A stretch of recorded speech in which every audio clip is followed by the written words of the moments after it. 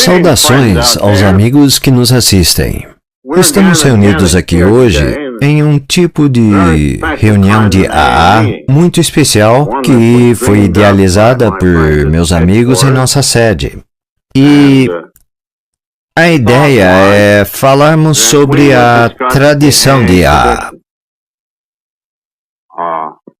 Gosto dessa ideia, pois, como você sabe, ficou impossível para Lois e eu visitar as Irmandades e ter contato com o pessoal como antes. Por isso, achamos que esse tipo de programação seria a melhor saída. É claro que gosto muito quando sou encarregado de realizar todas as palestras nas reuniões de AA.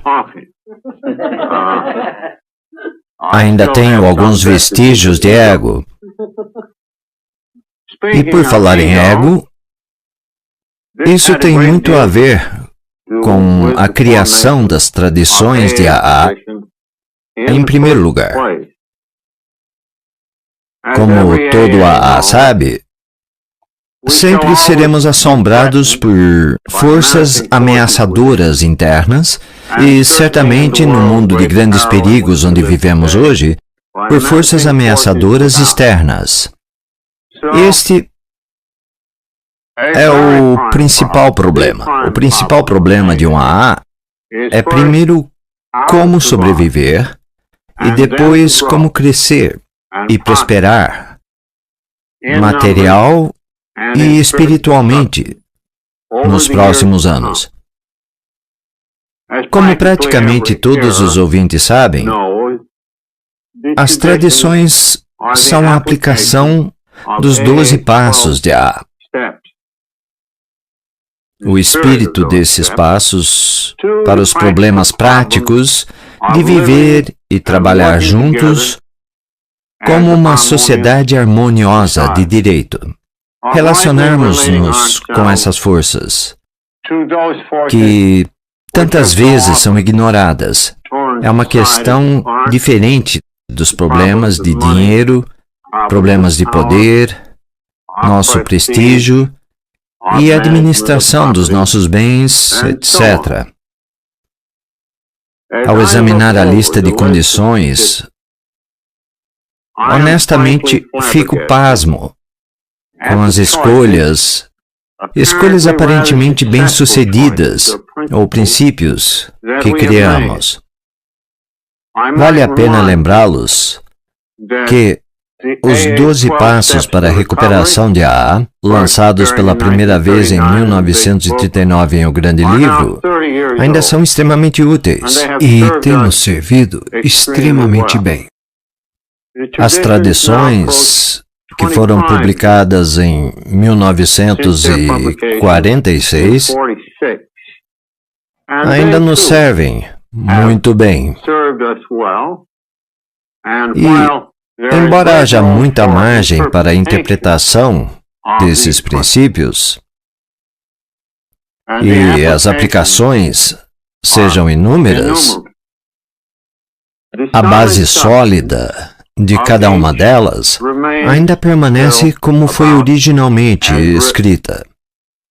Estes são fatos tranquilizadores sobre a tradição. Quando leem as tradições, as pessoas encontram declarações muito claras. E, paradoxalmente, algumas são confusas. Os novos membros fazem perguntas do tipo: o que você quer dizer com aqui não existem regras? Quer dizer que basta eu dizer que sou membro? O que você quer dizer com ninguém consegue cumprir isso para sempre? O que você quer dizer com não existem penalidades nem punições? O que você quer dizer com não existe controvérsia pública? Toda a sociedade está repleta de controvérsia pública. E o bebedor gera controvérsia. O que você quer dizer com não existe controvérsia, etc, etc? Em geral, os AAs e nossos amigos não compreendem muito bem por que nós escolhemos estes princípios específicos e como surgiram. E poucos, com a idade que temos atualmente, se lembram das lutas terríveis que travamos entre nós quando tentávamos tomar essas decisões. E como eu era o mais velho, e o Dr. Bob era o segundo mais velho, nós nos encontrávamos bem no meio desse furacão. Dr. Bob era uma pessoa espiritualmente muito mais qualificada do que nós. E, de forma bem natural, como era médico, criou esses 12 passos maravilhosos junto com a irmã Ignati. E, com muita alegria, ele me entregou o texto. A palestra e sede em Nova York. Tínhamos uma divisão de trabalho que me deixava especialmente sujeito a grandes tentações pessoais. Em outras palavras, a maioria dessas tradições vão contra alguns dos meus objetivos iniciais e às vezes secretos. E gostaria de compartilhar algumas dessas coisas, porque são relevantes para todos que nos seguem. Todas essas tentações vão se repetir de novo e de novo. E é por causa disto que eu acho importante compartilhar algumas delas com vocês. Em relação a este histórico, vamos dar uma olhada nas 12 tradições. Aqui temos a primeira. O nosso bem-estar comum deve estar em primeiro lugar. A recuperação individual depende da unidade de AA. É um lembrete prudente. Trata-se de um alerta muito duro de que, a menos que o AA continue vivendo, a maior parte de nós certamente morrerá, assim como os incontáveis alcoólicos que poderíamos ter conhecido. É por isso que o bem-estar comum deve estar em primeiro lugar. Sem a unidade e uma ação harmoniosa, não vamos conseguir nada. Não consigo fazer uma declaração mais eficaz sobre a tradição do bem-estar do que a apresentada no prefácio do livro Os 12 Passos e as 12 Tradições. Ela estabelece a busca e o tom da discussão do poder. Quero compartilhar isso com você. A unidade de Alcoólicos Anônimos é a qualidade mais valiosa da nossa sociedade. Nossas vidas, as vidas de todos, dependem diretamente de nós. Ou permanecemos unidos, ou a Irmandade morre, sem a unidade em sua essência. Em nossas veias, não correrá mais a graça vivificadora de Deus. O dom recebido de Deus voltará para ele vazio, sem propósito. Os alcoólicos se aproximarão de nós e dirão: a AA poderia ter sido uma grande irmandade.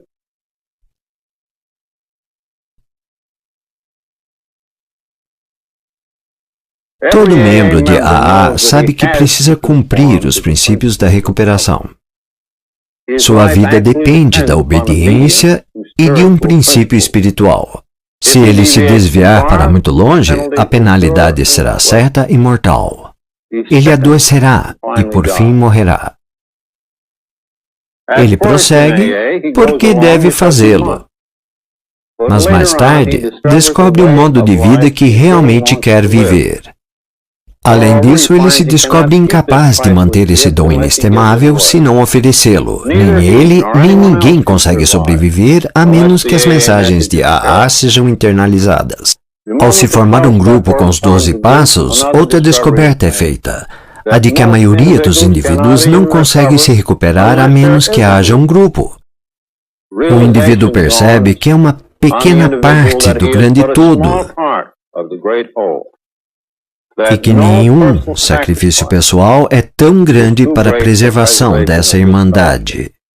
Ele aprende que o clamor dos desejos e ambições dentro de si deve ser silenciado sempre que estes puderem prejudicar o grupo. Fica claro que o grupo precisa sobreviver, caso contrário, o indivíduo não sobreviverá. E assim tem sido com a AA. Pela fé e pelo trabalho, temos obtido sucesso, fundamentados nas lições de uma experiência incrível. Hoje, a Irmandade vive as 12 tradições do fenômeno alcoólico, que, se Deus quiser, nos sustentarão em unidade pelo tempo que Ele julgar necessário. Inicialmente, a nossa função original era trabalhar com as pessoas que iniciavam grupos. Naturalmente, o Dr. Bob se tornou, por assim dizer, o pai do grupo de apoio. Tornei-me o pai do grupo de Nova York. Depois, Clarence criou um grupo em Cleveland, e antes disso havia um em Chicago e Clifford, Los Angeles, e todas as pessoas se tornaram fundadores de AA em suas cidades. E de forma bastante natural, algumas pessoas começaram a ficar sóbrias. Após um longo e extenuante trabalho, essas primeiras pessoas se tornaram uma equipe. No sentido estrutural, é quase como se fosse um papa local e uma hierarquia. E essa foi a composição do topo da pirâmide de AA. O topo foi construído primeiro, e conforme a base da pirâmide crescia, e mais pessoas se achegavam, os velhos mentores continuavam dando orientação espiritual. Essas pessoas realizavam reuniões em suas casas ou criavam organizações. Quando as reuniões se popularizavam, elas assumiam a liderança. Em outras palavras, elas estavam, na verdade, cuidando dos assuntos da família de uma criança ou adolescente. E foi como deveria ser. Mas houve uma mudança nessa situação quando a AA se espalhou para outras regiões e de forma mais rápida. Primeiro foi com a matéria do jornal The Plain Dealer de Cleveland. Depois, no jantar do Sr. Rockefeller. E, por fim, o grande sucesso de matéria na revista semanal Saturday Post em 1941, que nos trouxe 6.000 novos membros em um ano. Então, surgiu uma crença de que os fundadores locais, nem todos eram modelos de estabilidade, não conseguiriam durar por muito tempo. E cada vez mais havia uma tendência nessas grandes massas de AAs de perguntar, bom, esses velhos mentores estão bem, mas vão aguentar até quando?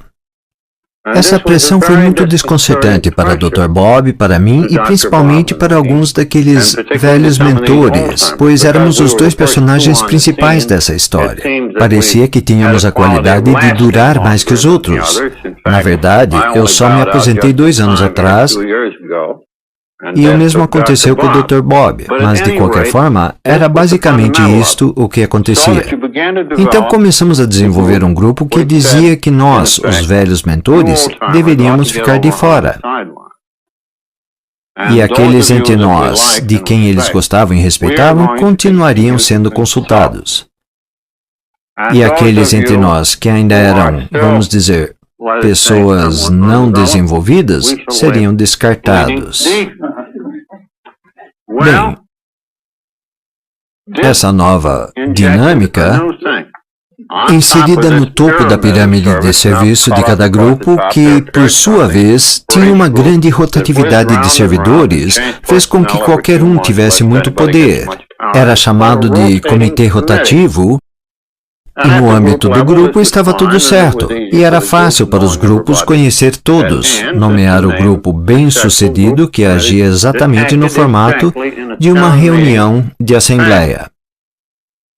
Alguns anos depois, os problemas urbanos ficaram enormes e algo precisava ser feito.